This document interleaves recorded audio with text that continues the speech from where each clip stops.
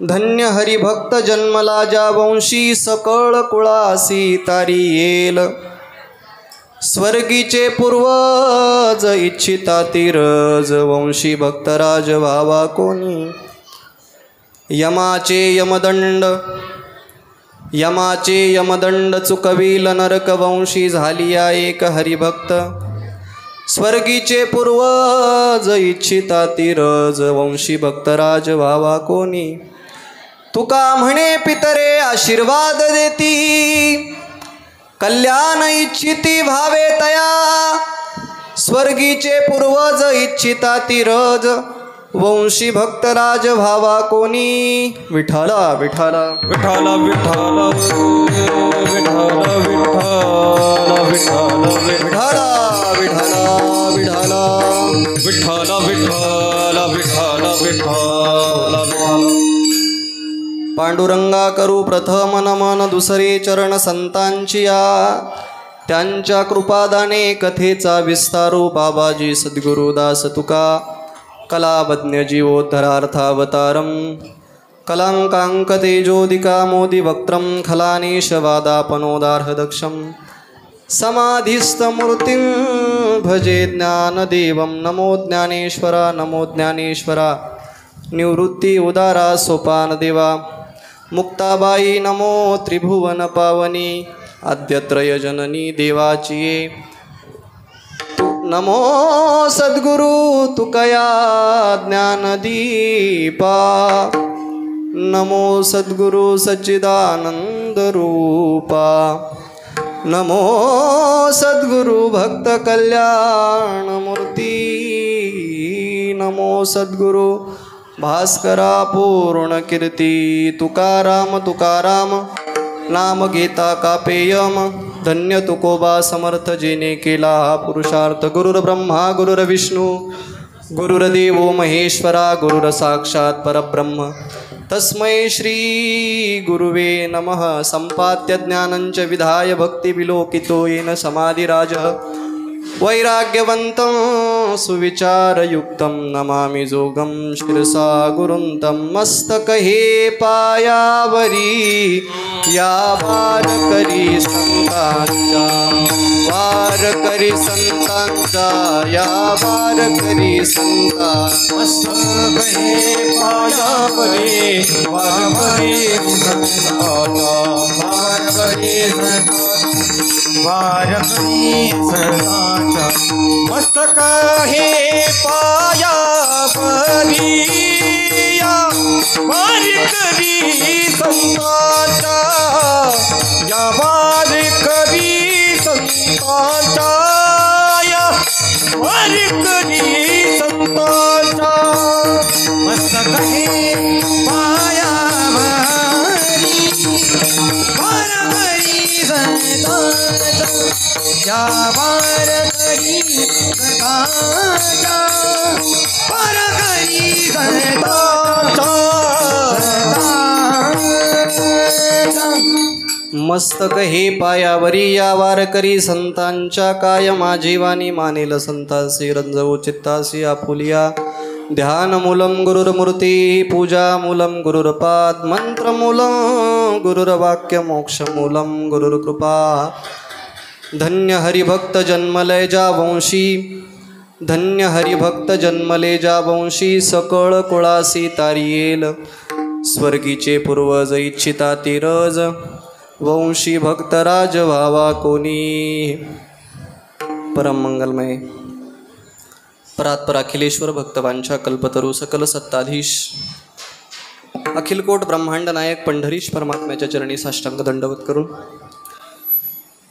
कैवल्य साम्राज्य चक्रवर्ती श्रीमंत श्री ज्ञानोबाराय जगद्गुरु श्री तुकोबाराय आदी करून सकल वारकरी संतांच्या पदस्पर्शानं पावन पुनीत झालेल्या महाराष्ट्राच्या मातीला वंदन करून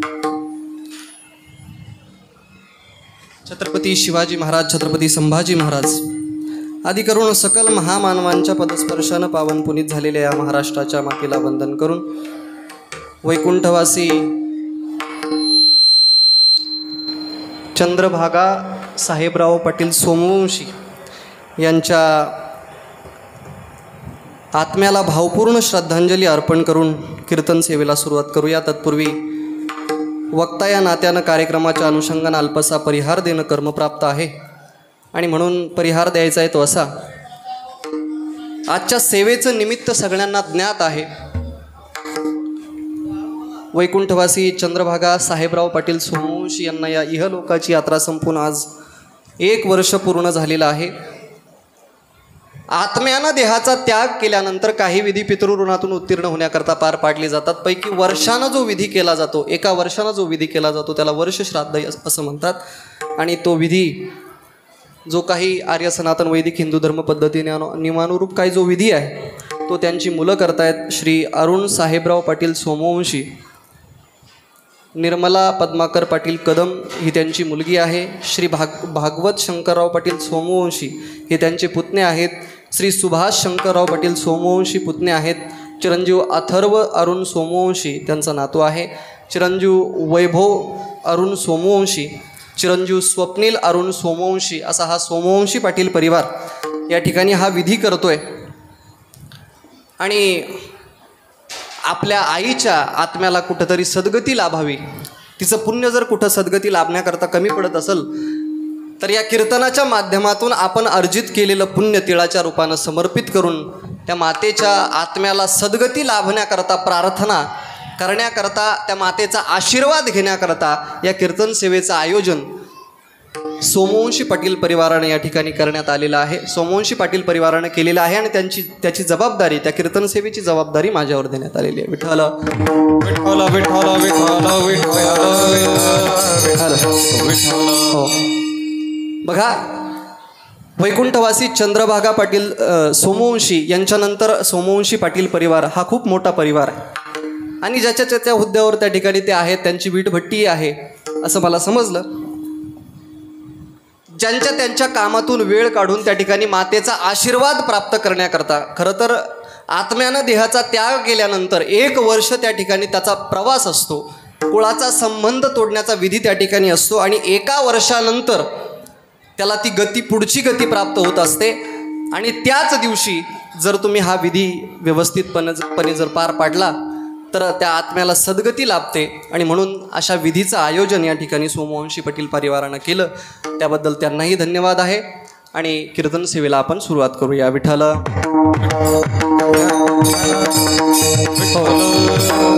बघा, कीर्तन सेवेचं निमित्त सगळ्यांना ज्ञात आहे, वर्षश्राद्ध आहे आणि नैमित्तिक कीर्तन सेवा आहे. कीर्तन सेवेकरता निवडलेला अभंग जगद्गुरू तुकोबरायांचा आहे, 4 चरणाचा आहे आणि आपल्या पूर्वजांचं मनोगत सांगणारा अभंग आहे. विठ्ठल. हो, या अभंगातून जगद्गुरू तुकोबाराय आपल्या पूर्वजांचं मनोगत व्यक्त करतात. बघा, नैमित्तिक कीर्तन सेवा आहे, वर्ष श्राद्धाचं कीर्तन आहे आणि बऱ्याच सुशिक्षित लोकांचा असा गैरसमज आहे, असं म्हणणं आहे की कशाला करायचं हे वर्ष श्राद्ध, दशक्रियाविधी, एकदा माणूस गेला विषय संपला, कशाला करीत बसतात, आईबाप काय वरून खायला येतात का, सगळं थोतांड आहे, कशा करता करतात, असा बऱ्याच सुशिक्षित नास्तिकांचा गैरसमज आहे. परंतु ऐका, जर तुम्ही हा विधी चुकवला, या सुशिक्षित नास्तिकांच्या नादाला लागून जर तुम्ही हा विधी चुकवला, आर्य सनातन वैदिक हिंदू धर्म पद्धती नियमानुरूप जो काही विधी सांगितलेला आहे तो जर तुम्ही केला नाही तर तुमचे पितर त्या ठिकाणी पतनाला जात असतात. आणि पतनाला गेल्यानंतर पतंती पितरो हेशा लुप्तपिंडोदक क्रिया, त्यांचं पतन झाल्यानंतर त्या ठिकाणी ते नरकाला जाऊन पडतात. आणि नरकाला गेलेले पितर आशीर्वाद देण्याकरता ते काही संत नाहीत, ते त्या ठिकाणी तुम्हाला शापच देणार. आणि शाप देऊन काय म्हणतात, वंशी दुराचारी वंश दुराचारी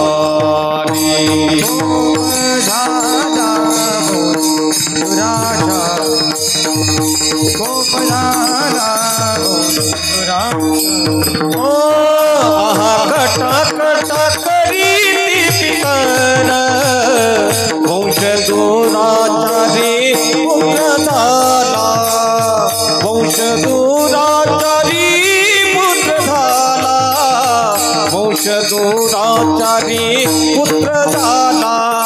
आहा कटा कटा करी पितरा वंश दुराचारी पुत्र झाला वंश दुराचारी पुत्र झाला वंश दुराचारी पुत्र झाला आहा कटाकट करीती पितर वंशी दुराचारी पुत्र झाला. तुम्ही जर हे विधी प्रामाणिकपणानं व्यवस्थितपणे जसे सांगितले आहेत तसे जर पार पाडले नाहीत तर तुमचे पितर त्या ठिकाणी पतनाला जातात आणि पतनाला जाऊन त्या ठिकाणी तुम्हाला ते शाप देत असतात. आणि हे विधी जर तुम्ही व्यवस्थितपणे पार पाडले तर काय हो, या शापापासून जर तुम्हाला वाचायचं असेल तर मग पंडित लोक भरपूर सांगतात तुम्हाला नारायण नागबली करावं लागेल, हा विधी करावा लागेल, तो विधी करावा लागेल. पण आमच्या संतांनी तसं सांगितलं नाही. आमच्या संतांनी छोटीशी जबाबदारी दिली तुम्हाला. तुम्हाला जर या शापापासून वाचायचं असेल तर एकच करा, पिंडपदावरी पिंडपदावरी दिला बोलिया करी दिला बोलिया करी माझे झाले वर्जन पिटले पितराचे ऋण दिला बोलिया करी दिला बोलिया करी माझे झाले गया वर्जन पिटले पितराचे ऋण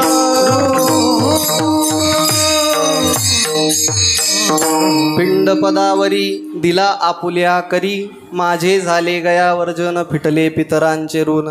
तुम्हाला नारायण नागबली करण्याची गरज नाही, फक्त एकदा पिंडदान करा. पिंडदान केलं की तुमचं त्या ठिकाणी पितृदोष निवारण त्या ठिकाणी होणार. पितृदोष निवारणाकरता तुम्हाला भलते काही उद्योग करायची गरज नाही. ज्ञानोबाराय तर सांगतात की फक्त हरिपाठ जरी तुम्ही घरामध्ये घेतला तरी तुमच्या पूर्वजांचा वैकुंठाचा मार्ग सुलभ होतो.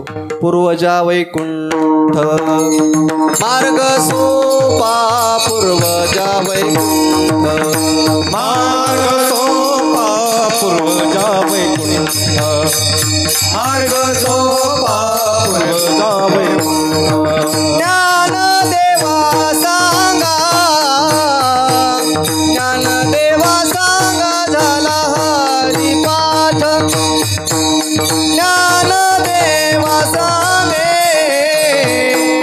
ज्ञानदेवा सांगा झाला हरिपाठ ज्ञानदेवा राजा ज्ञानदेवा झाला हरिपाठ ज्ञानदेवा सांगे ज्ञानदेवा सांगे झाला हरिपाठ पूर्वजा वैकुंठ मार्ग सोपा पूर्वा वैकुंठ मार्ग शोभा हे पूर्वजा वैकुंठ मार्ग सोपा पूर्वजा वैकुंठ मार्ग शोभा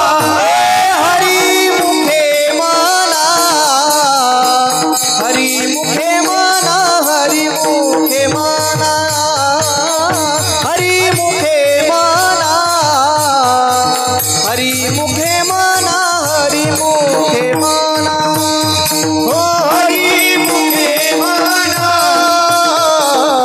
हरी मुखे माना हरी मुखे माना हरी मुखे माना हरी मुखे माना हरी मुखे हरी मुखे ज्ञानोबराय काय सांगतात, ही विधी करण्याची गरज नाही. फक्त हरिपाठ जरी तुम्ही त्या दिवशी घेतला, त्या पावन तिथीला ज्या दिवशी तुमच्या मातेचं त्या ठिकाणी देहावसन झालं त्या तिथीला जर हरिपाठ जरी तुम्ही घरात घेतला, हरिपाठाचं पारायण केलं, गाथ्याचं पारायण केलं, ज्ञानेश्वरीचं पारायण केलं तरी तुमच्या पूर्वजांचा मार्ग सुलभ होतो. एवढा सुलभ उपाय पितरांच्या पितृदोष निवारणाकरता आपल्या संतांनी सांगितला. परंतु बऱ्याच सुशिक्षित नास्तिकांचा याच्यावर विश्वास बसत नाही. कसं आहे बरं का, अध्यात्मामध्ये आधी विश्वास महत्त्वाचा आहे. आधी विश्वास असेल तर तुम्हाला परमार्थामध्ये सफलता आहे. विज्ञानामध्ये तसं नाही, विज्ञानामध्ये उलट आहे. आधी सफलता प्राप्त होते, आधी प्रयोग करतात, प्रयोग त्या ठिकाणी सक्सेस झाल्यानंतर त्या सिद्धांतावर विश्वास ठेवतात. म्हणजे विज्ञानामध्ये आधी सफलता आहे मग विश्वास आहे. पण अध्यात्मामध्ये तसं नाही, आधी विश्वास आहे मग सफलता आहे. तुम्हाला जर सफलता प्राप्त करायची असेल तर आधी विश्वास ठेवला पाहिजे. परंतु आजच्या काळामध्ये नास्तिक लोकांची पिढी जरा जास्त वरती आलेली आहे. म्हणजे नास्तिक लोकांचं प्रमाण जगामध्ये फार वाढलेलं आहे. इतके नास्तिक लोक असतात महाराज. मी एका ठिकाणी गेलो, आरती चालू होती, भगवंताची आरती, आणि देवघरासमोर त्याची आराम खुर्ची ठेवलेली आहे. आराम खुर्ची कळते ना तुम्हाला, दोन्ही पाय लांबून दिलेले आहे आणि मस्त तो कपाळावरती हात ठेवून मस्त झोपलेला आहे. देवाची आरती चालू आहे. आरती झाली, आरती ओवळल्यानंतर घालीन लोटांगण झालं आणि ते बारकं पोरगं जे होतं आरती ओवळणारं ते त्याच्याकडे आरती देण्याकरता आलं. म्हणजे तो आरती देण्याकरता आल्यानंतर तो माणूस म्हणे आरती घेतल्यानंतर काय होतं. इतकी नास्तिक माणसं आहे. म्हणजे कुठल्याच त्यांना परंपरा मान्य नाहीत, आपले संत मान्य नाहीत, आपला ईश्वर मान्य नाही, ईश्वराला सुद्धा मान्य करायला तयार नाहीत लोक. म्हणजे हा देह ईश्वरानं दिलेला आहे हे सुद्धा मान्य करायला तयार नाहीत लोक. परंतु तुम्ही जर विश्वासच ठेवला नाही, जर तुमचं विज्ञान हे शिकवतं ना तुम्हाला की आंधळेपणानं कुठलीही गोष्ट स्वीकारू नका, मग मला असं म्हणायचं आहे की तुमचं विज्ञान तुम्हाला हे नाही शिकवत का की आंधळेपणानं कुठलीही गोष्ट नाकारू नका. If you are not accepting anything blindly, then why are you rejecting the things blindly without knowing the reason? तुम्ही जर आंधळेपणानं कुठलीही गोष्ट स्वीकारत नाही, हा तुमचा सिद्धांत आहे, तर आंधळेपणानं कुठलीही गोष्ट नाकारली नाही पाहिजे. मग का तुम्ही याची शहानिशा करत नाही ते हे का असा प्रश्न विचारतात. बघा, त्यांना म्हटलं की पिंडदान करावं लागतं, मग पिंडदान केल्याने काय होतं. मग आपल्या आईबापापर्यंत काय कसं पोहोचतं ते, आईबाप काय खायला येतात का, अरे काय थोतांड लावलंय, असे प्रश्न ते विचारतात. पण मला सांगा, विज्ञानाचंच असं एक वाक्य आहे की मूलभूत तत्वांच्या विरोधात आपण प्रश्न विचारू शकत नाही. उदाहरणार्थ मी तुम्हाला प्रश्न विचारतो, तुम्ही उत्तर देऊन दाखवा. बघा, आता मी इथं हातानं काहीतरी काढलं, मी 2 काढला, याला इंग्रजीतनं 2 म्हणतात. जर मी विचारलं की हे मी काय काढलं तर तुम्ही म्हणताल 2 काढला. परंतु तुम्हाला हेच विचारलं की याला 2च का म्हणतात, फू का म्हणत नाही, मू काय म्हणत नाही, का म्हणत नाही. अहो, पहिल्यापासून त्याला 2 म्हणत आले कारण तो 2 आहे म्हणून तो 2 आहे. मग आपण जर त्या एखाद्या नास्तिकाला शिवलिंग दाखवलं, याला शिवलिंग म्हणतात बुवा, मग याला शिवलिंगच का बरं म्हणतात, असे बरेचसे प्रश्न विचारतात. म्हणजे मला सांगायचं काय की ही लोक विश्वास ठेवायलाच तयार नाही. आणि अध्यात्मामध्ये आधी विश्वास महत्त्वाचा आहे. विश्वास जर ठेवला नाही तर सफलता कशी प्राप्त होणार आहे.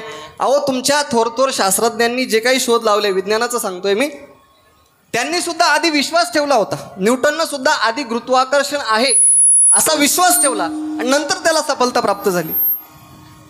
आधी विश्वास ठेवावा लागतो. त्याला काही गुरुत्वाकर्षण सापडलं नाही. गॅलिलिओनं सुद्धा आधी विश्वास ठेवला की पृथ्वी गोल आहे. नंतर त्यानं संशोधन केलं, नंतर कळालं की चंद्राला ग्रहण लागताना गोल लागतं आणि ग्रहण लागताना चंद्रावर पृथ्वीची सावली पडते. सावली गोल असली म्हणजे पृथ्वीसुद्धा गोल असली पाहिजे, असा शोध त्यानं लावला. पण आधी विश्वास ठेवला की पृथ्वी गोल असली पाहिजे, काहीतरी आहे असा विश्वास त्यानं आधी ठेवला. पण तुम्ही विश्वास ठेवायलाच तयार नाही. तुम्हाला म्हटलं की आईबापाचं पिंडदान करावं लागतं, त्याच्याशिवाय त्यांना सद्गती प्राप्त होत नाही. यांचे प्रश्न असतात. अहो, ते ब्राह्मणाचे पोट भरायचे धंदे, असं कुठं असतं का. म्हणजे उलटे प्रश्न ते आम्हाला करतात. पण ऐका, बऱ्याच लोकांचं असं म्हणणं आहे की संप्रदाय हा येड्या गबाळ्यांचा आहे. पण संप्रदाय हा येड्या गबाळ्यांचा नाही. ज्ञानोबारायांनी कितीतरी तुमचे विज्ञानाचे शोध 12व्या शतकामध्ये लिहून ठेवलेले आहेत. उदकाचे नियावेशे लखलकीत तेज दिसे, तैसी विजू माझी असे सलील काही. म्हणजे पाण्याच्या स्थितीत ऊर्जेतनं आपण विद्युत निर्माण करू शकतो, हे सूत्र ज्ञानोबारायांनी 12व्या शतकात मांडून ठेवलेलं आहे. आणि तुम्ही काय सांगता आम्हाला विज्ञान श्रेष्ठ आहे किंवा अध्यात्म किंवा संप्रदाय हा येड्या गाबाळ्यांचा आहे. संप्रदाय हा येड्या गाबाळ्यांचा नाही. संप्रदाय हा थोर तत्वज्ञानचा आहे. पण तुम्ही जर विश्वास ठेवला तरच तुम्हाला अनुभूती येणार आहे. विश्वास ठेवणं महत्त्वाचं आहे. आणि म्हणून बघा, डॉक्टरनं आपल्याला गोळ्या दिल्या, त्या गोळ्या माहीत कशाच्या आहे, कशापासून बनलेल्या आहे, याचं काय होतं हे माहीत नसताना सुद्धा डॉक्टरवर विश्वास ठेवून आपण त्या गोळ्या घेतो की नाही. आधी विश्वास ठेवावा लागतो. डॉक्टरवरच जर विश्वास नसला तुमचा आजार कसा बरा होणार, बरोबर आहे की नाही. आधी विश्वास फार महत्त्वाचा. अहो, काय मानत नाही तुम्ही. व्हॉट्सअपवर येणारे 5 मेसेजेस तुम्ही मानता. अंबानीचा वाढदिवस आहे आज, 299चं रिचार्ज फुकट मिळणार आहे, असे मेसेज फुकट फालतू मेसेजेस तुम्ही मानता. व्हॉट्सअपवर येणारे सगळे व्हिडिओ खरे आहेत हे तुम्ही मानता. गावभर पसरणारे अफवा तुम्ही मानता. मग याच्यात एकदा विश्वास ठेवून बघा ना. तुम्हाला एक या व्यासपीठावरून एक वाक्य सांगतोय बघा. ज्ञानोबरायांच्या ज्ञानेश्वरीतले दोष काढायचे असा आशय मनाशी ठेवून, असा भाव मनाशी ठेवून जरी ज्ञानेश्वरी तुम्ही वाचली तरी तुमचं कल्याण झाल्याशिवाय राहणार नाही. विठ्ठल विठ्ठल विठ्ठल विठ्ठल मला म्हणायचं एवढं की या गोष्टीवर आता विश्वास कमी कमी करत चाललेत लोक, विज्ञानावर जास्त विश्वास ठेवायला लागलेले आहेत. पण ऐका, हे विधी जर केले नाहीत तर पितर आपले पत्नाला जात असतात आणि पत्नाला जाऊन आपल्याला शाप देतात. शाप देऊन त्या ठिकाणी पितृदोष आपल्याला लागतो. पितृदोषाचे अनेक उदाहरणं आहेत. एखाद्या व्यक्ती निपुत्रिक असेल, एखाद्याच्या घरात जास्त भांडणं होत असेल, असे बरेच पितृदोषाचे कारणं आहेत. असा पितृदोष लागू नये, त्यांचा आशीर्वाद आपल्याला या दिवशी प्राप्त व्हावा म्हणून जगद्गुरु तुकोबराय आपल्याला आपल्या पूर्वजांचं मनोगत या अभंगातून सांगतात. विठ्ठल विठ्ठल विठ्ठल विठ्ठल विठ्ठल मनोगत सांगतात म्हणजे काय हो, त्यांना काय हवंय हे सांगतात. विठ्ठल विठ्ठल विठ्ठल विठ्ठल विठ्ठल आपले पूर्वज आपल्याकडून काय अपेक्षा करतात हे तुकोबराय सांगतायत. मग तुकोबरायांना विचारलं, पूर्वज आमचे मनोगत तुमचं असं कसं काय? पूर्वज तर आमच्या पूर्वजांचं मनोगत तुम्हाला कसं माहिती? तुकोबराय म्हटले, मला सगळ्यांचं मनोगत माहिती आहे. स्वर्गाचे अमर इच्छिताती देवा मृत्यू लोकी व्हावा जन्मामा. मला स्वर्गातल्या देवांचं सुद्धा मनोगत माहिती आहे, ब्रह्मादिकांचं सुद्धा मनोगत माहिती आहे. आ सकरती ब्रह्मादिकांचं सुद्धा मनोगत माहिती आहे, सगळ्यांचं मनोगत माहिती आहे, तुमच्या पूर्वजांचं सुद्धा मनोगत माहिती आहे. मग जगद्गुरु तुकोबरायांना विचारलं, तुम्ही आमच्या पूर्वजांचं मनोगत आम्हाला सांगता, कशा करता? त्याचं कारण आहे का, आपल्या पूर्वजांचे 3 जणांचे आपल्यावर फार मोठे उपकार आहेत. पहिला देवाचा उपकार आहे, दुसरे संतांचे उपकार आहेत आणि तिसरे आपल्या पूर्वजांचे उपकार आहेत. विठ्ठल विठ्ठल विठ्ठल विठ्ठल विठ्ठल विठ्ठल हो. बघा, या ऋणातून उत्तीर्ण होण्याकरता मग यांचे उपकार काय आहेत हे सुद्धा आपण जाणून घेतलं पाहिजे. काय उपकार आहेत त्यांचे? देवाचा पहिला उपकार आहे, देवानं आपल्याला हा नरदेह दिला, तोही मानवी योनीत दिला. म्हणजे या देहाचे 84 लाख गाव आहेत आणि त्या 84 लक्ष योनींमधून मानवी योनीमध्ये आपल्याला जन्माला घातलं आणि त्यातल्या त्यात महाराष्ट्रामध्ये, भारतासारख्या देशामध्ये जन्म दिला. भरतखंडे नरदेह प्राप्ती येतो परम भाग्याची संपत्ती. त्यातल्या त्यात महाराष्ट्रामध्ये दिला, जिथं ज्ञानोबराय वाचण्याचं सद्भाग्य आपल्याला आहे, तुकोबराय वाचण्याचं, आपल्याला संत मार्गदर्शन करण्याकरता आहेत, अशा महाराष्ट्रामध्ये जन्म दिला. आणि हा काय थोडा प्रयासानं मिळाला आहे का देह? याच्यासाठी भरपूर सायास करावे लागले. ज्ञानोबरायांचं एक वासुदेव आहे, वाडा सायासे मनुष्य जन्म पावावा, वाडा सायासे मनुष्य जन्म पावावा, याला पुरुषार्थ तो कावाया दवडावा, मिळाला पुरुषार्थ तो काया दवडावा, काया वाचा मने करोनी मुरारी ओळखावा, काया वाचा मने करोना पुराणी ओळखावा, व्रत एकादशी करोनी परलोक टाकावा, व्रत एकादशी करून परलोक टाकावा, व्रत एकादशी करोनी परलोक टाकावा, एकादशी करून परलोक टाकावा. हे ओम नमो भगवते वासुदेवाया, ओम नमो भगवते वासुदेवाया. ओम नमो भगवते वासुदेवाय, ओम नमो भगवते वासुदेवाय.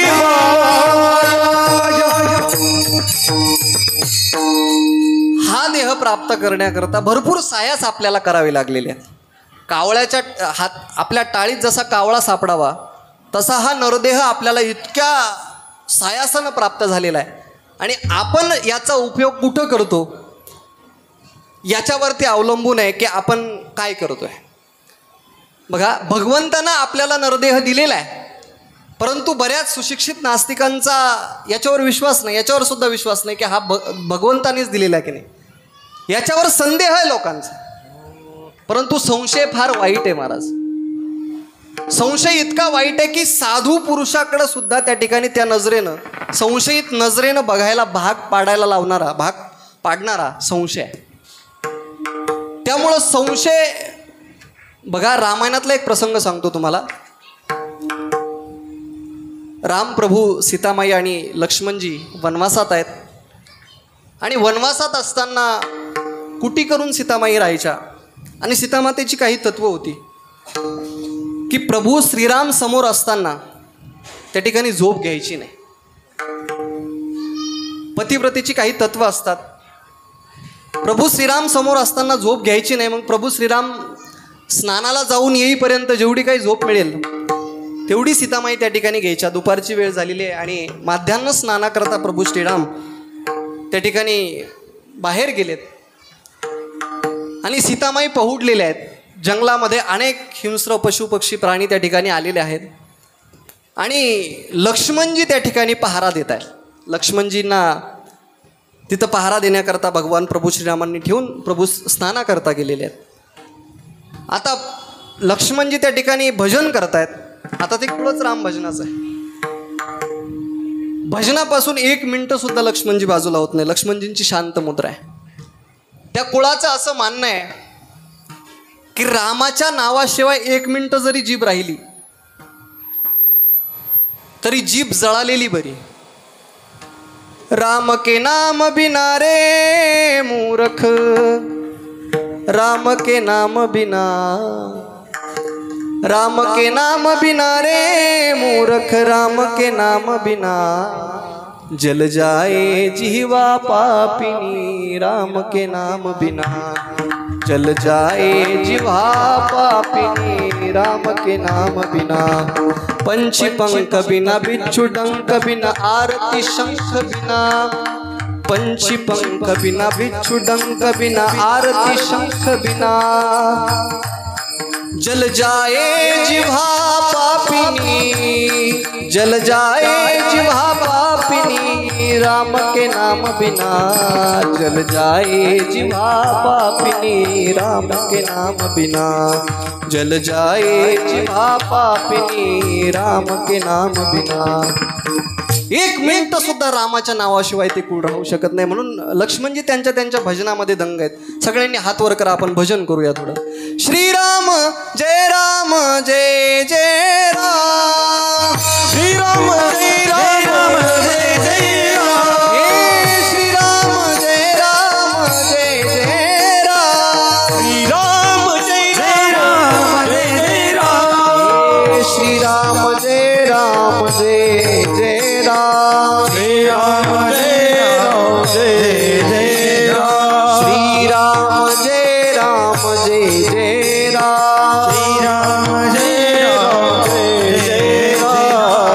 श्रीराम जय राम जय जय राम, श्रीराम जय राम जय जय राम, श्रीराम जय राम जय जय राम, श्रीराम जय राम जय जय राम, श्रीराम जय राम जय जय राम, श्रीराम जय राम जय जय राम,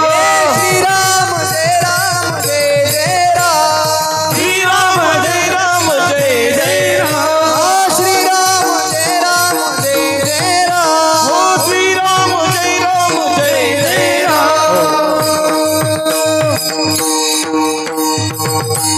असं भजन त्या ठिकाणी लक्ष्मणजी करतायत. ऐका, कुटियामध्ये सीतामाता पहुडलेल्या आहेत. लक्ष्मणजी राम भजनामध्ये त्या ठिकाणी दंग आहेत. धर्म धुरंदर गुणनिधी नामी, हृदयी भगती मनीषा रंगपानी. म्हणजे मनामध्ये श्रीराम प्रभूंचं चिंतन लक्ष्मणजी करतायत. आणि परिस्थिती अशी झाली बघा, दुपारच्या वेळेला थोडासा वारा सुटला आणि सीतामातेचा पदर जो आहे तो असलेल्या जागेवरून थोडासा वाऱ्यानं उडून थोडा बाजूला पडला आणि सगळे पशुपक्षी त्या ठिकाणी आलेले आहेत. पशुपक्षी त्या ठिकाणी सीतामातेचं दर्शन घेण्याकरता आलेले आहेत आणि लक्ष्मणजींची सेवा त्या ठिकाणी पाहतायत. परंतु तो पदर उडाल्यानंतर त्या पशुपक्ष्यांनी ते बघितलं आणि पशुपक्ष्यांनी बघितल्यानंतर त्यांनी विचार केला की सीतामातेचा उडालेला पदर या लक्ष्मणाला दिसू नये. वाऱ्यानं सीतामातेचा जो पदर उडालेला आहे तो या लक्ष्मणाला दिसू नये. याच्या मनात नक्की काहीतरी काळं असलं पाहिजे. त्याचं कारण असं आहे, भूमीचे मार्दव सांगे कोंबाची लवलव, नाना आचार गौरव सुकुलिनाचे जैसा मीना ते देखोनी बकू का निदाना ते रंकू तैसा स्त्री देखोनी कामको प्रवृत्ती धरी. म्हणजे कामिक स्त्री पाहिल्यानंतर ज्याचं पाप वाढून आलेलं आहे त्याचा काम त्या ठिकाणी उत्तेजित व्हायला लागतो. आणि म्हणून सीतामातेचा उडालेला पदर याला दिसू नये याच्या मनात नक्की काहीतरी काळं असलं पाहिजे. तेवढ्यात प्रभू श्रीरामांचं आगमन त्या ठिकाणी झालं आणि प्रभू श्रीरामांनी बघितलं की पक्षी झाडावर बघून हे बघतायत. लक्ष्मणजी त्यांच्या भजनामध्ये दंग आहेत. सीतामातेचा पदर उडालेला आहे. आता भावावरती संकट आलेलं आहे ते सुद्धा भावाने निवारण केलं पाहिजे हे या कृतीतून प्रभू श्रीरामांनी दाखवून दिलेलं आहे. नाहीतर आत्ताचे भाऊ थोड्या बांधावरून भांडतात जिथं ज्या बांधावर काहीच पिकत नाही बरं का. त्यांच्या बांधाच्या भांडणात वकील 2 एकर विकत घेत. वकिलाची 2 एकर झाली पण त्यांचं भांडण त्या ठिकाणी कोर्टातलं संपत नाही. भावावरती आलेलं संकट भावाचं असलं पाहिजे. भावाने ते संकट निवारण केलं पाहिजे. प्रभू श्रीरामांनी या कृतीतून दाखवून दिलेलं आहे. प्रभू श्रीरामांनी पोपटाचं रूप धारण केलं आणि पोपटाचं रूप धारण करून तो उडालेला पदर चोचीत धरला आणि चोचीत धरून ज्या जागी होता त्या जागी ठेवून दिला आणि त्या पक्ष्यांच्या पंक्तीमध्ये जाऊन बसले आणि पक्ष्यांच्या पंक्तीमध्ये जाऊन लक्ष्मणाला प्रश्न विचारू लागले. लक्ष्मणा, अरे हे पक्षी काय विचार करतायत? आता आम्ही सुद्धा तुझ्याकडे याच नजरेनं बघायचं का? हे पक्षी काय म्हणतायत? लक्ष्मणाच्या डोळ्यात पाणी आलं. माझ्याकडे या नजरेनं बघावं? मी एवढी सेवा करतो, माझ्याकडे या नजरेनं बघण्याची वृत्ती प्रभू श्रीरामांची कशी व्हावी? प्रभू, आता प्रभू श्रीरामांनी प्रश्न विचारला की अरे एवढी तारुण्यानं युक्त श्री आहे, एकांत आहे, कोणाच्या मनामध्ये कामवासना निर्माण होणार नाही. तर लक्ष्मण त्या ठिकाणी उत्तर देतोय बघा. पिता यश शुचिरभूतो माता यश पतिव्रता श्रीराम सेवया निरतस्तशनो चलितम मनाः. ज्याचा पिता सुचिरभूत आहे, माता पतिव्रता आहे आणि ज्याचा संपूर्ण वेळ राम भजनामध्ये जातो त्याचं मन कशानंही विचलित होत नाही. विठ्ठल विठ्ठल विठ्ठल विठ्ठल विठ्ठल विठ्ठल. बघा मी सांगतोय रामाच्या काळातलं म्हणजे रामायणाच्या काळातलं सांगतोय की तेव्हाच्या पशु पक्ष्यांनी साधू पुरुष असलेल्या लक्ष्मणजींवर संशय घेतला. आता रामायणाचा काळ होता, त्रेतायुग होतं, आता 4 युग होऊन गेलेली आहेत. एवढा प्रगत काळ झालेला आहे आणि आताचे लोक, तेव्हाच्या पशुपक्ष्यांनी संशय घेतला, आताचे लोक देवावर संशय घेत नसतील की देवानं हा देह आम्हाला दिला नाही असा संशय घेत नसतील. कशावर? बऱ्याच लोकांचं असं म्हणणं आहे, अहो देवानं बिवानं काही निर्माण केलेलं नाही, देव बिव हे सगळे या धर्माचारी लोकांचे नाटक आहेत, देवानं बिवानं काय आम्हाला देह दिलेला नाही असं लोकांचं म्हणणं आहे. संशय फार वाईट आहे, मला हे सांगायचं आहे. तो या झाला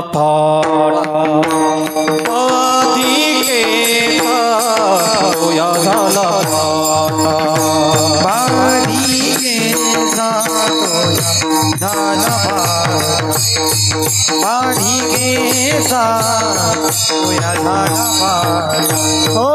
देवी दिला ते हो भजन गोवता तो या झाला फाटा बाधिकेचा तो या झाला फाटा बाधिकेचा तो या झाला फाटा देवी दिला ते हो भजन तो या झाला फाटा बाधिकेचा तो या झाला फाटा बाधिकेचा तो या झाला फाटा बाधिकेचा.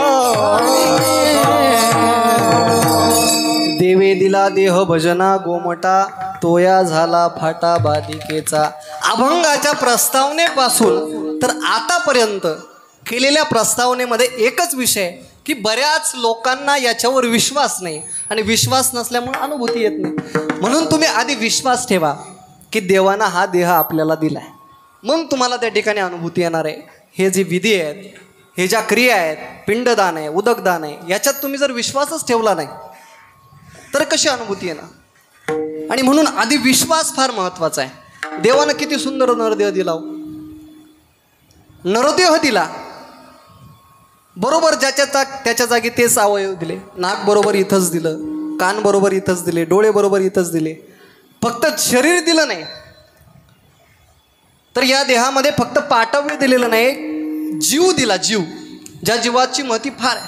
जेने हा जीव दिला दान, जेने हा जीव दिला दान, दयाचे करीना चिंतन, दयाचे करीना चिंतन, जग जीवन नारायण, जग जीवन नारायण, गायन गुण दयाचे, गायन गुण दयाचे, गायन गुण दयाचे,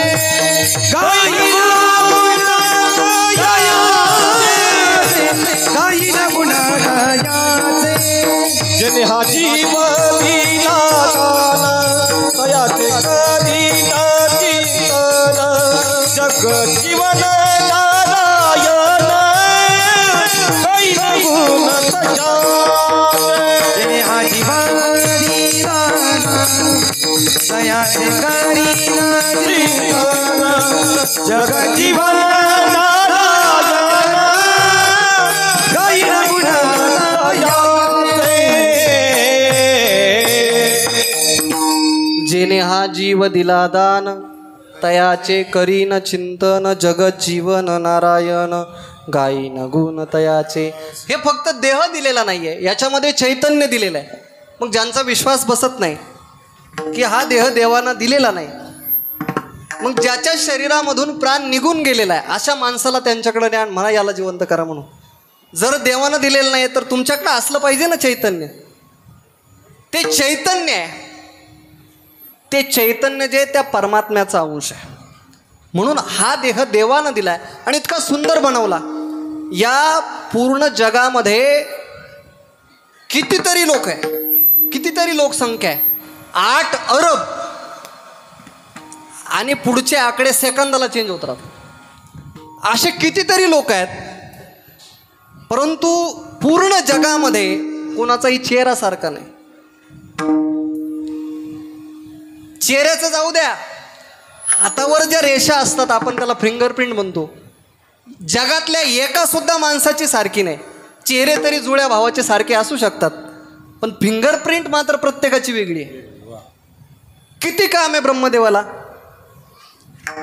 प्रत्येकाच्या फिंगरप्रिंटचं बारीक बारीक काम करायचं. एवढा बारीक सारीक विचार करून हा नरदेह भगवंतानं आपल्याला बनवलेला आहे. जर सगळ्यांचे चेहरे सारखेच असते तर समजा ब्रह्मदेवाने एकच मॉडेल सेट करून दिलं असतं, आणि फॅक्टरीमध्ये जसं एक मॉडेल सेट करून गाड्याचा कारखाना चालू होतो, तसं जर मॉडेल उत्पन्न जर चालू केलं असतं एकामागून एक एकामागून एक, प्रत्येकाचे चेहरे सारखेच, काय झालं असतं बरं? तुम्हाला मला नावं नसते, नंबर प्लेट का लटकावं लागले असते गळ्यामध्ये. आणि कीर्तन प्रमोद महाराज डुकरे यांचं नाही, MH20 AZ 36 जुराट या महाराजांचं कीर्तन होईल आणि त्यांना साथ करतील MS17, असं त्या ठिकाणी पाट्या लावावं लागल्या असत्या. म्हणजे प्रत्येकाचे चेहरे सारखे असते, किती गोंधळ झाला असता बरं. पण ज्याच्या भाग्यात जे, कपाळ सुद्धा देवानं वेगळं लिहिलेलं आहे, प्रत्येकाचं कपाळ वेगळं लिहिलं. ज्याच्या भाग्यात जे, ज्याचा मृत्यू जेव्हा आहे तेव्हाच येतो. तुम्हाला एक प्रसंग सांगतो, विनोदानं आठवला म्हणून सांगतो बघा.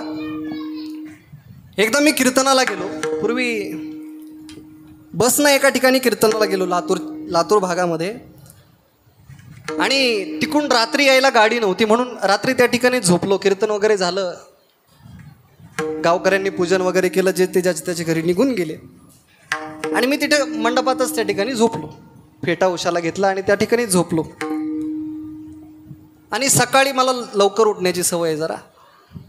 मी जरा लवकर उठून त्या ठिकाणी म्हटलं बाहेर जाऊन येऊ आपण, तोपर्यंत गाडी येईल. बाहेर आवरण्याकरता गेलो आणि तिकून आवरून आलो. म्हटलं फेटा वगैरे घेऊ, परंतु मी जिथं झोपलेलो होतो तिथं भली मोठी गर्दी जमली होती. त्या गर्दीतून वाट काढत काढत मी त्या ठिकाणी आत गेलो. तर एक प्रेत पडलेलं होतं आणि त्याच्यावर पांढरं कापड टाकलेलं होतं. मी विचारलं काय झालं. म्हटले महाराज, तुम्ही ज्याच्या खांद्याला खांदा लावून झोपले होते तो रात्री 2:30 वाजताच गेला. मला तर थंडीच वाजून आली. म्हटलं आपण मुर्द्याच्या खांद्याला खांदा लावून झोपलो होतो. म्हटले कोण आहे, याची ओळख वगैरे पटली का?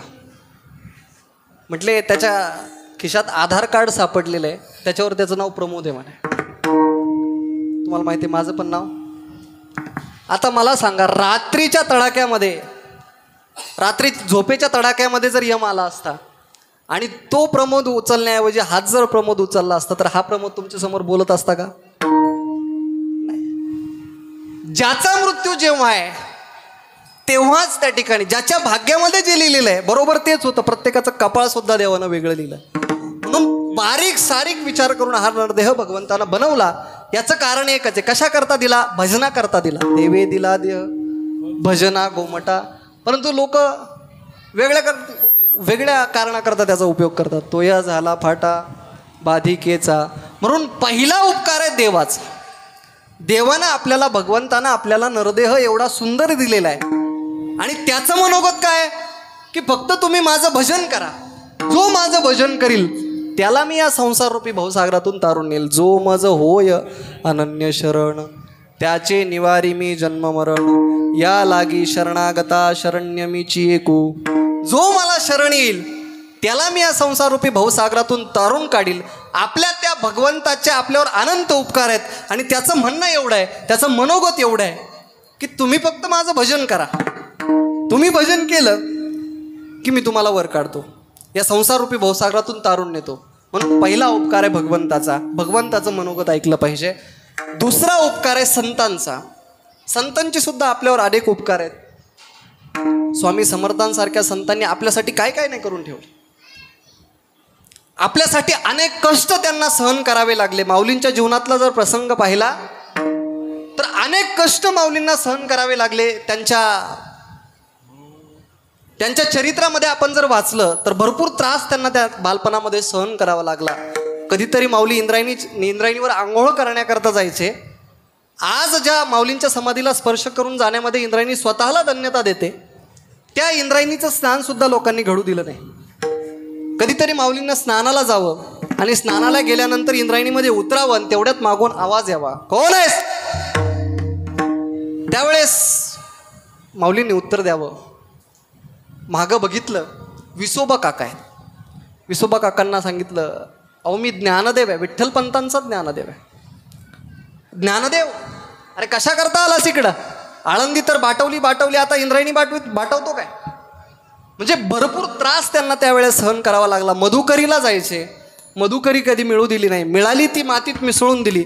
एवढा त्रास माऊलींनी सहन केला. अहो ज्यावेळेला विठ्ठलपंत आणि रुक्मिणी माता होत्या त्यावेळेला साधी मुंज सुद्धा या लोकांनी मिळू दिली नाही. मुंज आणण्याकरता विठ्ठलपंत त्या ठिकाणी धर्मपीठामध्ये गेले आणि धर्मपीठामध्ये जाऊन विचारलं, आमच्या मुलांना, आम्ही केलेल्या चुकीची सजा आमच्या मुलांना का देत आहेत? म्हटले ते काही असो, तुमच्या मुलांना मुंज मिळणार नाही. विठ्ठलपंत रिकाम्या हातानं त्या ठिकाणी सिद्धबेटामध्ये आले आणि रुक्मिणी आईसाहेबांना विचारलं, काय म्हटले ते? म्हटले आपल्या मुलांना मुंज मिळेल, पण त्याच्याकरता एकच पर्याय त्यांनी सांगितलं, आपल्याला देहांत प्रायश्चित्त घ्यावं लागेल. मी तर तयार आहे, पण तुझं काय? म्हटलं आपल्या मुलांकरता आपण काहीही करू. त्यावेळेला दोघांचं बोलणं झालं आणि दोघेही देहांत प्रायश्चित्त घेण्याकरता निघाले. चारही मुलं रात्री झोपलेली आहेत. ज्ञानोबाराय झोपलेले आहेत, निवृत्तीदादा झोपलेले आहेत, सोपान काका झोपलेले आहेत, मुक्ताई झोपलेली आहे, उलीशी मुक्ताई आहे. आणि दोघं निघाले देहांत प्रायश्चित्त घेण्याकरता. त्यावेळेला विठ्ठलपंतांना वाटलं, आपण जर असं अचानक निघून गेलो तर मुलं आपल्याला सापडवत बसतील. म्हणून निवृत्तीदादांना त्या ठिकाणी उठवलं आणि निवृत्तीदादांना उठवून त्या ठिकाणी सांगितलं की तुम्हाला मुंज देण्याकरता आम्हाला देहांत प्रायश्चित्त घ्यायचंय. तू सगळ्यात मोठा आहे, तू यांचा सांभाळ कर. ज्ञाना तर तसा हुशार आहे, परंतु मुक्ताई एवढीशी आहे, म्हणून तू त्यांचा सांभाळ कर, असं निवृत्तीदादांना सांगून दोघंही त्या ठिकाणी देहांत प्रायश्चित्त घेण्याकरता निघाले. परंतु आईचं मन आहे, आईचं मन पोटच्या गोळ्यांना सोडून कसं जाईल? कासावीस प्राण मन तळमळी कासावीस प्राण मन तळमळी कासावीस प्राण मन तळमळी कासावीस प्राण मन तळमळी कासावीस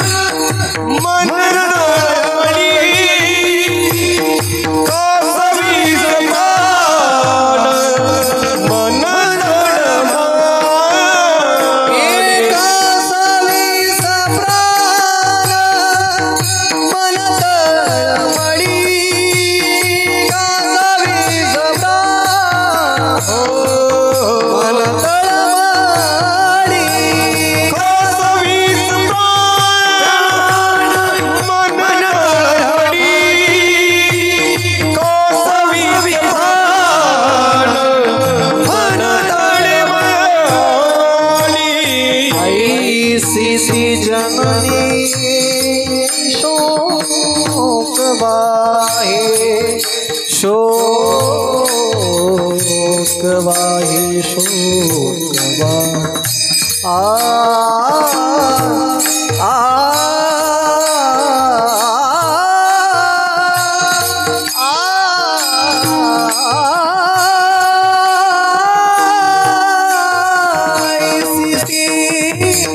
जननी शोकवाही ऐसी जननी शोकवाहे कासावीस प्राण मन तळमळी कासावीस प्राण मन तळमळी कासावीस प्राण मन तळमळी कासावीस प्राण मन तळमळी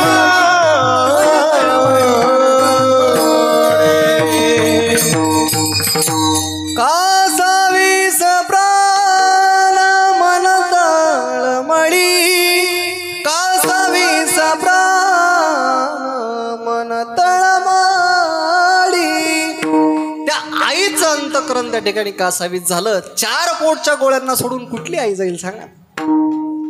परंतु विठ्ठलपंतांनी सांगितलं, जर तुझ्या मुलांना या समाजात जागा द्यायची असेल, तुझ्या मुलांची मुंज जर तुला करायची असेल, तर तुला देहांत प्रायश्चित्त घेतलं पाहिजे. म्हणून अंतःकरणावर दगड ठेवून रुक्मिणी आई सर्वांनी आणि विठ्ठलपंतांनी देहांत प्रायश्चित्त घेतलं. मला सांगायचं एवढं की त्यांच्या जीवन प्रवासामध्ये त्यांना एवढा त्रास झाला, परंतु ज्ञानोबरायांनी आपल्या सारख्यांकरता हरिपाठासारखा ग्रंथ लिहिला, ज्ञानेश्वरीसारखा ग्रंथ लिहिला, चांगदेव 65 सारखा ग्रंथ लिहिला योग्यांकरता. अशा अनेक ग्रंथ ज्ञानोबरायांनी लिहून ठेवलेत. आपल्यावर उपकार संतांनी केले, आपल्याला मार्ग दाखवण्याचं काम संतांनी केलेलं आहे. मग ते वेगवेगळ्या प्रकाराने असू शकतात. कुणी वासुदेव केले, कुणी भारूड केलं, कुणी पिंगळे केले, असे बरेच मार्ग त्या ठिकाणी सांगितलेत. आपल्याला मार्गदर्शन करण्याचं काम महाराष्ट्रातील सर्व संतांनी केलेलं आहे. आपल्या अंगावरच्या कपड्याचं दान सुद्धा संतांमुळे आहे. आपल्याला जीवन जगावं कसं, माणूस म्हणून वागावं कसं, हे सगळं महाराष्ट्रातल्या संतांनी शिकवलेलं आहे. म्हणून संतांचे उपकार आहेत. विठ्ठला विठ्ठला विठ्ठला विठ्ठला विठ्ठला विठ्ठला. पहिले उपकार आहेत देवाचे. देवाचं मनोगत काय की मला शरण या. दुसरे उपकार आहेत संतांचे. संतांचं मनोगत काय की आम्ही सांगितलेल्या मार्गावर चला. वेदमार्गे मुनी गेले त्याची मार्गे चालिलो. म्हणजे बघा, संतांनी जो मार्ग दाखवून दिला त्या मार्गावर चाललं की कुठं गुंता त्या ठिकाणी पडत नाही. त्यांनी अनुभवातून सिद्ध केलेला तो मार्ग असतो. म्हणून संतांनी ज्या मार्गावर सांगितलेलं आहे, जो मार्ग सांगितलाय त्या मार्गाने जर गेले तर संतांचं मनोगत पूर्ण होतं. पहिलं देवाचं मनोगत, दुसरं संतांचं मनोगत आणि तिसरं राहिलं ते आपल्या पितरांचं मनोगत. पितरांचे सुद्धा आपल्यावर उपकार आहेत, आपल्या आईवडिलांचे सुद्धा आपल्यावर उपकार आहेत. काय उपकार आहे तो? त्यांनी आपल्याला हे विश्व दाखवलं.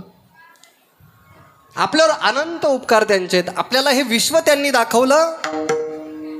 त्यांची जर सेवा केली, त्यांचं मनोगत त्यांचं जर आपण ऐकलं, पण हल्लीच्या काळामध्ये कोण आई बापाचं ऐकतं? आताच्या तरुण पिढीला तर लज्जास्पद भरपूर गोष्टी या ठिकाणी या समाजामध्ये घडत आहेत. आईबापांचं महत्त्व त्या ठिकाणी कमी होत चाललेलं आहे.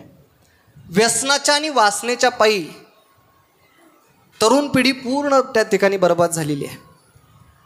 आईनं दारूला पैसे दिले नाहीत म्हणून 22 वर्षाच्या एका मुलानं स्वतःच्या आईच्या नरडीचा घूट घेतला. एवढी घृणास्पद गोष्ट आपल्या महाराष्ट्रात जर घडत असेल, कोणाचा महाराष्ट्र आहे हा? आई बापाची सेवा लांबच, पण दारूला पैसे दिले नाहीत म्हणून आणि सारखी कामाला जा म्हणते म्हणून 22 वर्षाच्या मुलानं स्वतःच्या आईच्या नरडीचा घूट घेतला. अशा गोष्टी जर महाराष्ट्रात घडत असतील तर कुठं चालली तरुण पिढी याची आपण विचार केला पाहिजे. पहिली गोष्ट आहे व्यसन आणि दुसरी गोष्ट आहे वासना. रोज कितीतरी मुलींचे त्या ठिकाणी बलात्कार या महाराष्ट्रामध्ये होतात. संत सांगतात की आम्ही वाईट सांगितलेल्या वासनेच्या जर मागं तुम्ही पळाले तर तुमचा घात नक्की होणार आहे. वासना ओढाळ गाय गड्यांनो, वासना ओढाळ गाय, वासना ओढाळ गाय गड्यांनो, वासना ओढाळ गाय, वासना ओढाळ गाय गड्यांनो, वासना ओढाळ गाय, वासना ओढाळ गाय गड्यांनो, वासना ओढाळ गाय. हाणून मोडावा पाय तिचा, हाणून मोडावा पाय, हाणून मोडावा पाय तिचा, हाणून मोडावा पाय, हाणून मोडावा पाय तिचा, हाणून मोडावा पाय, हाणून मोडावा पाय तिचा, हाणून मोडावा पाय. वासना ओढाळ गाय गड्यांनो, वासना ओढाळ गाय, वासना ओढाळ गाय गड्यांनो, वासना ओढाळ गाय, वासना ओढाळ गाय गड्यांनो, वासना ओढाळ गाय, वासना ओढाळ गाय गड्यांनो, वासना ओढाळ गाय. संत सांगतात आम्ही वाईट सांगितलेल्या वासनेच्या मार्गावर जर तुम्ही गेले, वासनेच्या मागं जर तुम्ही गेले तर ती ओढाळ गाय, तिचं तर ते नुकसान करणारच, पण तुम्हाला सुद्धा तुमचा सुद्धा घात केल्याशिवाय वासना राहणार नाही. म्हणून तरुण पिढीला माझं सांगणं आहे की व्यसनापासून लांब राहा आणि वासनेपासून लांब राहा. आपला विषय चालू होता की आई बापाची सेवा आपण केली पाहिजे, आई बापाचं मनोगत आपण ऐकलं पाहिजे. ज्या छत्रपती शिवाजी महाराजांनी आई जिजाऊच्या एका वचनाकरता मोगल सैन्याविरुद्ध बंड पुकारलं, अहो कुणाचा महाराष्ट्र आहे? त्या छत्रपती शिवाजी महाराजांचा आदर्श घेऊन तरुणांनी आपल्या जीवनाची वाटचाल त्या ठिकाणी केली पाहिजे. छत्रपती शिवाजी महाराजांची जयंती तरुण पिढी साजरी करते, त्याच्याबद्दल माझं दुमत नाही, पण ती जयंती साजरी कशी करते? जयंती नाचून साजरी करण्यापेक्षा वाचून साजरी केलेली कधीही चांगली. विठ्ठल विठ्ठल विठ्ठल विठ्ठल विठ्ठल. हो, म्हणून आपल्या आईबापाचं मनोगत काय की आपलं पोरगं वाईट वळणाला जाता कामा. दुसरं काय मनोगत आहे त्यांचं?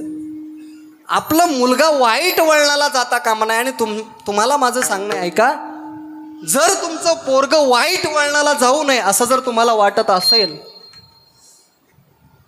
तर वारकरी संप्रदाय हा एकमेव पर्याय संपूर्ण जगाच्या पाठीवर उरलेला आहे. विठ्ठल विठ्ठल विठ्ठल विठ्ठल. ज्या वेळेला तुमचं पोरगं हरिपाठ वाचेल, ज्या वेळेला तुमचं पोरगं ज्ञानेश्वरी वाचेल, ज्या वेळेला तुमचं पोरगं गाथा वाचेल, त्यावेळेसच त्या ठिकाणी जीवनामध्ये तुमचा मुलगा प्रगती करू शकतो किंवा वाईट वळणावर न जाता योग्य वळणावर राहण्याचा एकमेव पर्याय म्हणजे संप्रदाय. विठ्ठल विठ्ठल विठ्ठल विठ्ठल विठ्ठल. या गावचे भूमिपुत्र आदरणीय आमचे मित्र राहुलजी महाराज शिंदे यांनी फार सुंदर शिबिराचं आयोजन त्या ठिकाणी केलेलं आहे. कारवाडीला, कोळपेवाडीच्या ठिकाणी कारवाडी नावाचं गाव आहे. मुलांना संस्कार लागावे, मुलांना योग्य वळण लागावं त्याच्याकरता त्या ठिकाणी त्यांनी शिबिराचं आयोजन केलेलं आहे. तुम्हाला जर तुमची मुलं वाईट वळणाला जाऊ नये असं जर वाटत असेल तर फक्त एकच पर्याय, वारकरी संप्रदाय, हरिपाठ, ज्ञानेश्वरी गाथा. म्हणून आई आणि बापाचं मनोगत ऐकलं पाहिजे, आईबापाची सेवा केली पाहिजे. काय होतो आईबापाच्या सेवा केल्यानं? आईबापाच्या सेवेचं फळ काय? अहो, आईबापाच्या सेवेनं भगवंत भेटायला येतो. पितृसेवा पुण्य लाभले निदान, ब्रह्म सनातन अंग संग. म्हणजे पुंडलिकानं आईबापाची सेवा केली म्हणून या वैकुंठाचा मालक त्या ठिकाणी पंढरपुरामध्ये त्या भेटण्याकरता आला. नेनो ब्रह्ममार्ग चुकले, उघडे पंढरपुरासी आले, भक्ते पुंडलिके देखिले, उभे केले विटेवरी. म्हणजे भगवान परमात्म्याला सुद्धा उभा करण्याची ताकद आईबापाच्या सेवेमध्ये आहे. म्हणून आईबापाची सेवा, पितरांची सेवा केली पाहिजे. त्यांचं मनोगत काय हे ऐकलं पाहिजे. मग जगद्गुरु तुकोबारांना काही साधकांनी विचारलं, तुम्ही सांगता आईबापाचं मनोगत ऐकलं पाहिजे, आईबापांना आपण सांभाळलं पाहिजे. मग आमच्या पूर्वजांचं, जे आमचे पूर्वज निघून गेलेले ते आई वडील, त्यांचं मनोगत तरी काय हो गेल्यानंतर? अभंगाच्या दुसऱ्या चरण. स्वर्गीचे पूर्वजा, स्वर्गीचे पूर्वजा, स्वर्गीचे पूर्वजा तारी गेला. स्वर्गीचे पूर्वजा, स्वर्गीचे पूर्वजा, स्वर्गीचे पूर्वजा इच्छिता तिला. स्वर्गीचे पूर्वजा,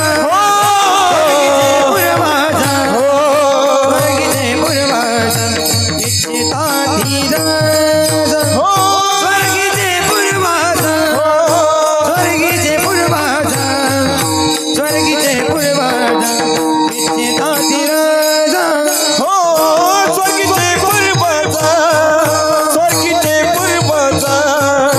स्वर्गीचे पूर्वजा इच्छिता तिला. स्वर्गीचे पूर्वजा,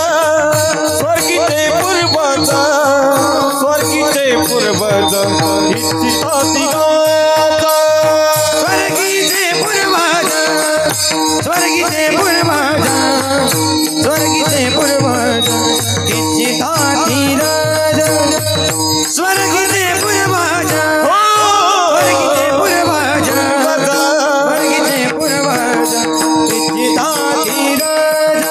वंशी हरी भक्त भावा पोटे, वंशी हरी भक्त बाबा वंशी हरी भक्त भावा पोटे. हरी भक्त बाबा मोठे. हो स्वर्गीचे पूर्वजा, स्वर्गीचे पूर्वजा, स्वर्गीचे पूर्वजा इच्छिता तिला. स्वर्गीचे पूर्वजा, स्वर्गीचे पूर्वजा, स्वर्गीचे पूर्वजा इच्छिता तिला. स्वर्गीचे पूर्वजा, स्वर्गीचे पूर्वजा, स्वर्गीचे पूर्वजा इच्छिता तिला. स्वर्गीचे पूर्वजा, स्वर्गीचे पूर्वजा, स्वर्गीचे पूर्वजा इच्छिता तिला. स्वर्गीचे पूर्वजा इच्छिता तिला. वंशी हरी भक्त बाबा पोटी, वंशी हरी भक्त बाबा पोटी, वंशी हरी भक्त बाबा पोटी. स्वर्गीचे पूर्वजा इच्छिता तिला. मोठी हरी भक्त बाबा कोणी, मोठी हरी भक्त बाबा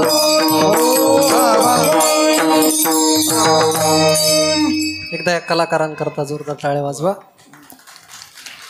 स्वर्गीचे पूर्वज इच्छिता ती रज, वंशी भक्त राज भावा कोणी. आता बऱ्याच लोकांचा असा गैरसमज होईल की महाराजांनी दुसऱ्या चरणातून का प्रवेश केला. तर असं आहे बघा, संतांचे अभंग म्हणजे आपलं घर आहे. घरामध्ये मागच्या दरवाजानं गेलं काय, पुढच्या दरवाजानं गेलं काय आणि साईडच्या दरवाजानं गेलं काय, फक्त अर्थ तुम्हाला लागला म्हणजे विठाल विठ्ठल विठ्ठल विठ्ठल विठ्ठल विठ्ठल विठ्ठल. आपण आपल्या हक्काच्या घरामध्ये असं म्हणतो का की मागच्या दरवाज्याने जायला नाही पाहिजे किंवा समोरच्या दरवाज्याने जायला पाहिजे, असं काही आहे का? नाही. म्हणून दुसऱ्या चरणामध्ये आपण प्रवेश केलेला आहे. बघा, स्वर्गीचे पूर्वज इच्छिताती रज वंशी भक्तराज भावा कोणी. म्हणजे स्वर्गीचे पूर्वज, जे पूर्वज आपले स्वर्गामध्ये गेलेले आहेत, त्यांची थोडीशीच मागणी. स्वर्गीचे पूर्वज इच्छिताती रज, रज म्हणजे थोडीशी त्यांची थोडीशीच मागणी आहे. काय मागणी आहे? वंशी भक्तराज व्हावा कोणी, आमच्या कुळामध्ये एखादा भक्तराज जन्माला यावा, एवढी छोटीशी इच्छा त्यांची आहे. मग त्यांना विचारलं, भक्तराज का? तर भक्तराज जन्माला आल्यानंतर, आता भक्तराज कोणालाही म्हणायचं नाही बरं का, नाहीतर लोकांना पदव्या लावायची लय घाण सवय. कोणाला काय पदव्या लावतील? अहो, आपल्याला भ प ही पदवी फार मोठी आहे. हरिभक्त परायण म्हणजे हरिभक्तीत कायम रत असलेला. आता किती रत आहे आणि किती वर आहे, ही पदवी फार मोठी आहे. विनोदाचार्य, भरपूर पदव्या आहेत त्या. पण भक्तराज कोणाला म्हणायचं? भक्तराज किरीटी. अर्जुनाला भक्तराज म्हटलेलं आहे, नामदेवरायांना भक्तराज म्हटलेलं आहे. यांच्यासारखे भक्तराज जर आमच्या कुळामध्ये जन्माला आले तर त्यांच्या पुण्याईमुळं आमचा उद्धार होईल आणि आम्ही धन्य होऊ अभंगाच्या पहिल्या चरणात. धन्य हरी जय धन्य हरी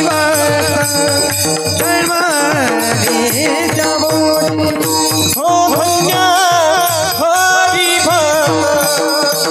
जन्मले जावोशी, धन्य हरी जन्मले जावोशी. हो धन्य हरी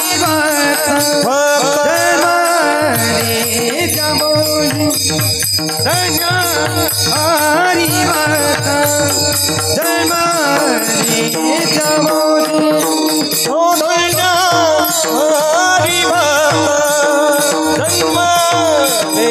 जन्मले जावोशी, धन्य हरी जन्मले जावोशी. सकळ कुळासी तारा, सकळ कुळासी तारी येईल, सकळ कुळासी तारी येईल, सकळ कुळासी तारी येईल. हे पूर्वादा हिची तापी राजा, स्वर्गी ते पूर्वज इची दादी सकळ कुळासी तारी येले, सकळ कुळासी तारी येले. स्वर्गीचे पूर्वादा हिची तापी राजा, स्वर्गीचे पूर्वादा हिची तापी राजा. हो धन्यारी भक्त जन्म ले जावोशी, सकळ कुळासी तारी धन्य हरी जन्मले जावोशी, सकळ कुळासी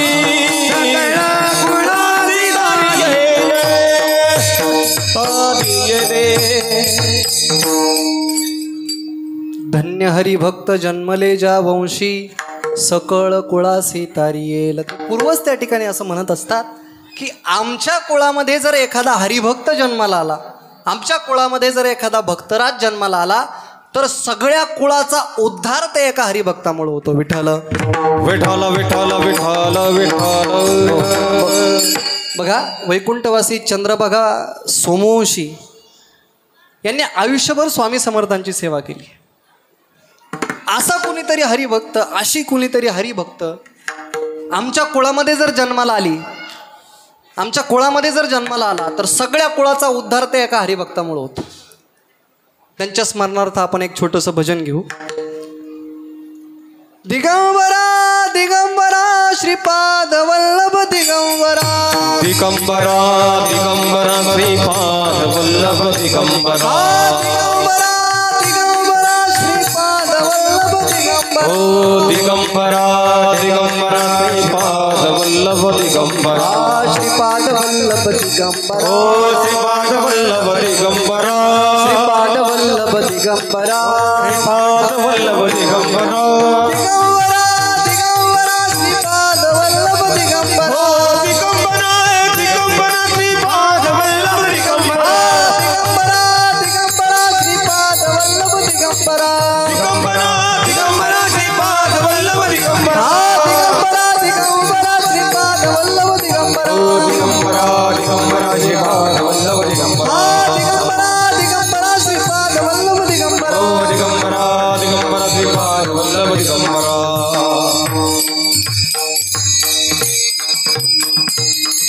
वैकुंठामध्ये गेलेल्या पूर्वजांच्या आवडीच्या गोष्टी जर केल्या तर त्यांना स्वर्गामध्ये त्या ठिकाणी समाधान होत असतं. त्यांचं पूर्ण आयुष्य त्या ठिकाणी समर्थांच्या भजनामध्ये गेलं आणि म्हणून छोटंसं भजन आपण या ठिकाणी घेतलं. असा हरिभक्त जर आमच्या कुळामध्ये जन्माला आला तर स्वर्गीचे पूर्वज असं सांगतात की आमच्या सगळ्या कुळाचा उद्धार होईल. म्हणून आमच्या कुळामध्ये कोणीतरी हरिभक्त जन्माला यावा अशी इच्छा तुमचे पूर्वज करतात असं तुकाराम महाराज सांगतात. स्वर्गीचे पूर्वज इच्छिता ती रज वंशी भक्तराज व्हावा कोणी. मग त्यानं काय होईल हो? तर तुकाराम महाराज सांगतात की तुमचे पूर्वज असं म्हणतात की आमच्या कुळामध्ये जर हरिभक्त जन्माला आला तर यमापासून होणारा जे यातना आहेत, यम आपल्याला काय साधं असं पूजा करून नेतो का वरती? मारिती झुडीती थोडी ती निष्ठो वा ते निष्ठुर आहेत. मारिती झुडीती फोडीती म्हणजे आपल्याला हाणत हाणत त्या ठिकाणी वर नेतात. अनंत यातना त्या ठिकाणी नरकामध्ये आपल्याला भोगाव्या लागतात. त्या यातनांपासून जर चुकायचं असेल तर हरिभक्त जर कुळात जन्माला आला तर या यमाच्या यातना सुद्धा चुकवू शकतो. अभंगाचं तिसरं यमाचे यमदंड सोखतील नरक यमाचे यमदंड सोखतील नरक यमाची सुखती नरक यमाची यमदंड सुखती वंशी येता एक हरी भक्त हरी भक्त वंशी येता एक हरी भक्त हरी भक्त स्वर्गीचे पूर्वज येथे तापीराज स्वर्गीचे पूर्वज येथे तापीराज स्वर्गीचे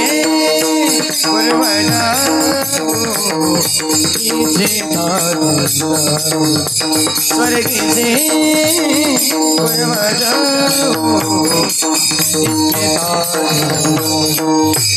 यमाचे यमदंड सुखीला नरक उचिता एक हरी भक्त उचिता एक हरी भक्त सुखीला नरक उचिता एक हरी भक्त उचिता एक हरी भक्त यमाचे यमदंड चुकविल नरक वंशी झाली या एक किंवा येता एक हरिभक्त. म्हणजे यमाच्या ज्या यातना आहेत, यमापासून मिळणाऱ्या ज्या यातना आहेत त्या यातनांपासून सुद्धा 28 प्रकारचे नरक सांगितलेले. त्या 28 प्रकारच्या नरकांपासून सुद्धा सुटका वंशामध्ये फक्त एक हरिभक्ताचा जन्म झाला तरी होते. विठाला विठाला विठ्ठल विठ्ठल विठ्ठल विठ्ठल हो. म्हणून आमच्या कुळामध्ये कुणीतरी हरिभक्त जन्माला यावा एवढीच आशा तुमच्या स्वर्गातले पूर्वज करत असतात. म्हणून तुम्ही भक्ती केली पाहिजे. आणि तुकाराम महाराज सांगतात, तुम्ही जर हे सगळे विधी पूर्ण केले, तुम्ही जर भगवंताची भक्ती केली, किंवा आपल्या कुळामध्ये जर एखादा हरिभक्त जन्माला आला, तर स्वर्गातले पूर्वज त्या ठिकाणी प्रसन्न होतात. आणि प्रसन्न झाल्यानंतर त्या ठिकाणी कुळातल्या सगळ्या लोकांना आशीर्वाद देतात. शेवटच्या चरणावर तुका म्हणे तू आशीर्वाद देती, तुका म्हणे तर आशीर्वाद देती, तुका म्हणे मित्र आशीर्वाद देती, तुका म्हणे मित्र आशीर्वाद देती. कल्याण इच्छिती ताजा कोळा कल्याण व्हावे तया. कल्याण इच्छिती व्हावे तया. स्वर्गीचे पूर्वज इच्छिताती राजा, स्वर्गीचे पूर्वज इच्छिताती राजा, स्वर्गीचे पूर्वज इच्छिताती राजा, स्वर्गीचे पूर्वज इच्छिताती राजा, स्वर्गीचे पूर्वज इच्छिताती राजा, स्वर्गीचे पूर्वज इच्छिताती राजा, स्वर्गीचे पूर्वज इच्छिताती राजा, स्वर्गीचे पूर्वज इच्छिताती राजा. भौच हरी भक्त उत्तम भावा कोणे कोणे कोणे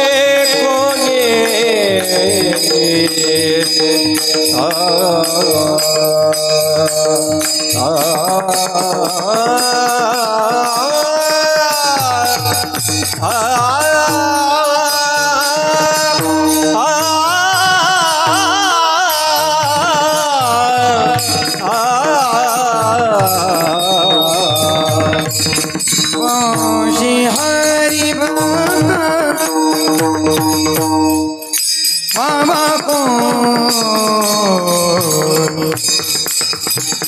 बाबा गोनी बाबा गोनी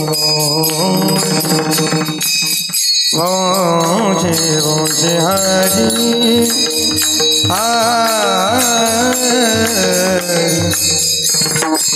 हरि भोजे हरि भक्त बाबा गोनी भोजे हरि भक्त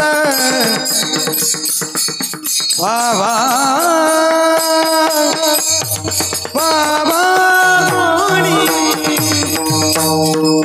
स्वर्गीचे पूर्वज इच्छिताती राजा, स्वर्गीचे पूर्वज इच्छिताती राजा, स्वर्गीचे पूर्वज इच्छिताती राजा, स्वर्गीचे पूर्वज इच्छिताती राजा.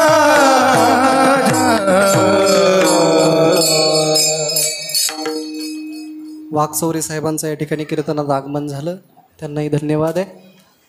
विठोबा रखुमाये, विठोबा रखुमाये, जय विठोबा रखुमाये, विठोबा रखुमाये, विठोबा रखुमाये, विठोबा रखुमाये, विठोबा रखुमाये, विठोबा रखुमाये, विठोबा रखुमाये, विठोबा रखुमाये, जय विठोबा रखुमाये, विठोबा रखुमाये, विठोबा रखुमाये, विठोबा रखुमाये, विठोबा रखुमाये, विठोबा रखुमाये, विठोबा रखुमाये, विठोबा रखुमाये, विठोबा रखुमाये, विठोबा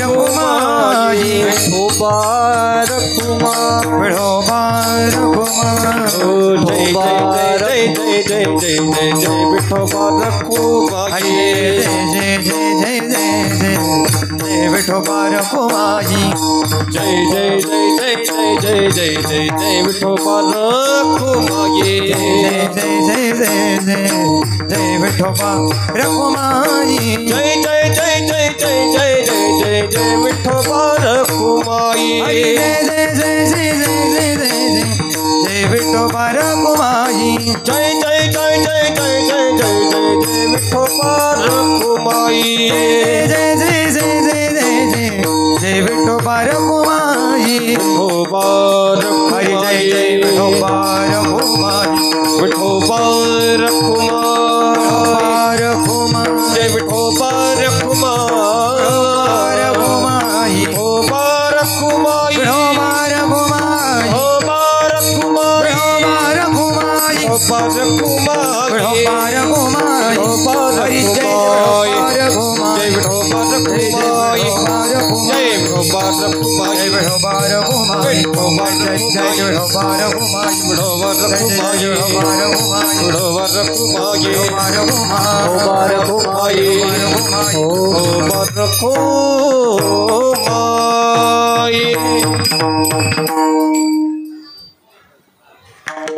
माजी खासदार माननीय वाकचौरे साहेब यांचंही आगमन या कीर्तनामध्ये झालं, त्यांनाही धन्यवाद देतो. या परिवारावर प्रेम करणारे सर्वच सगळे सोयरे नातलग आप्तेष्ट सर्वच या ठिकाणी सोमवंशी परिवारावर कोसळलेल्या दुःखाच्या डोंगरामध्ये सहभाग घेण्याकरता, त्यांची सांत्वना करण्याकरता या ठिकाणी उपस्थित झालात. सर्वांना धन्यवाद देतो. सेवेकरता निवडलेला अभंग जगद्गुरू तुकोबारायांचा होता. या अभंगातून जगद्गुरू तुकोबारायांनी आपल्या पूर्वजांचं मनोगत आपल्या पुढं मांडलं. धन्य हरिभक्त जन्मले ज्या वंशी सकळ कुळासी तारी येईल. ज्या वंशामध्ये हरिभक्त जन्माला आले तो वंश धन्य आहे आणि त्या सकळ कुळाचा उद्धार त्या एका हरिभक्तामुळे होईल. स्वर्गीचे पूर्वज इच्छिता ती रज वंशी हरिभक्त व्हावा कोणी. स्वर्गातले पूर्वज एकच इच्छा करतात की आमच्या कुळामध्ये कुणीतरी हरिभक्त जन्माला यावा. ते आल्यानंतर काय होईल की यमाच्या यातनेपासून आम्हाला सुटका मिळेल. यमाचे यमदंड चुकविल नरक वंशी झाली आहे एक हरिभक्त. आणि वंशामध्ये एखादा जर हरिभक्त जन्माला आला तर स्वर्गातले पितर त्याच्यावर प्रसन्न होतात, त्याला आशीर्वाद देतात असं तुकाराम मला सांगतात. तुका म्हणे पितृ आशीर्वाद देती कल्याण इच्छिती भावी तया.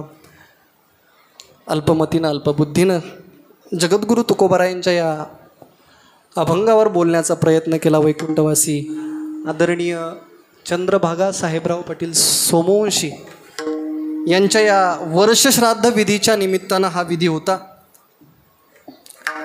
त्यांच्याही आत्म्याला सद्गती लाभावी अशी प्रार्थना आपण भगवंताच्या चरणी या कीर्तनाच्या माध्यमातून करूया. आणि कीर्तन सेवेसाठी उपस्थित राहिलेले तुम्ही सर्व सगळे सोयरे नातलग आप्तेष्ट सर्वांना धन्यवाद देतो.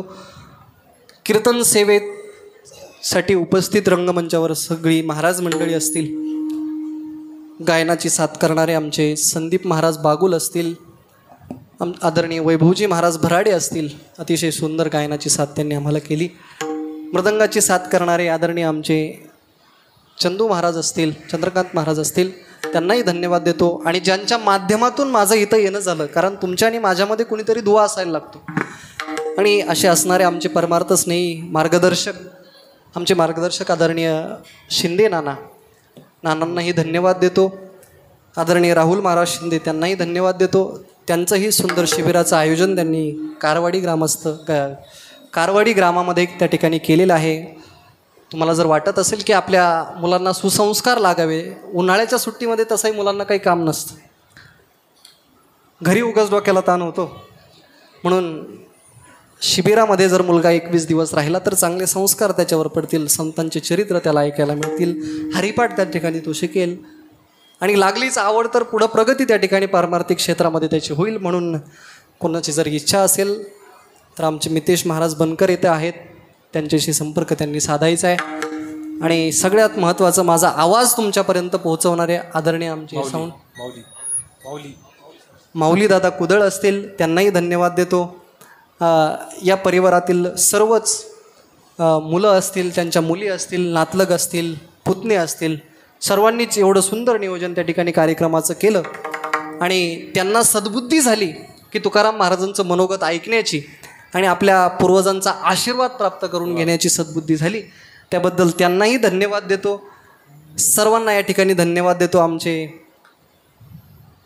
शूटिंगसाठी आमचा वारकरी विचारधारा चॅनल या ठिकाणी उपस्थित आहे. आमचे मितेश दादा असतील, त्यांनाही धन्यवाद देतो. खूप मोठा चॅनल महाराष्ट्रातला आहे.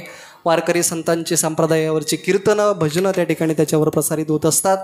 नक्की यूट्यूबला जाऊन त्या ठिकाणी पहा, सबस्क्राईब नक्की करा. सर्वांना त्या ठिकाणी धन्यवाद देतो आणि सेवेला पूर्ण. ज्ञानेश्वर माऊली, ज्ञानराज माऊली, ज्ञानेश्वर माऊली, ज्ञानराज माऊली, माऊली ज्ञानेश्वर माऊली, ज्ञानराज माऊली, ज्ञानेश्वर माऊली ज्ञानराज हो विठ्ठल जय जय विठ्ठल. हरी जय. गोटीले लेकुरे वेडी वाकुडी उत्तरे हा नाही वेता दिला अधिकार बिया क्षमा महाराज तुका म्हणे ज्ञानेश्वरा रंग भया बैठी करा महाराज